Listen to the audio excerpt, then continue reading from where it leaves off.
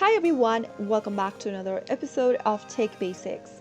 In this video, we will be learning how to sign out or log out of your ClearScore account. To log out of your ClearScore account, first of all, go ahead and open a web browser. Once you open up a web browser, type in clearscore.com in the URL box and search. You will then find yourself in the official website for ClearScore.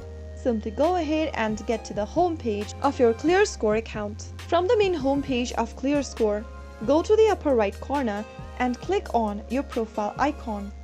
In the expanded menu, click on the Log Out button and you will be redirected back to the login page. So that's how you easily sign out or log out of ClearScore in just a couple of steps. I hope the tutorial was helpful to you. If it was, go ahead and give us a thumbs up. Don't forget to subscribe to our channel by hitting the subscribe button. Press the bell icon so that you'll never miss another upcoming upload from us. I will see you again in the next video. Thank you for watching.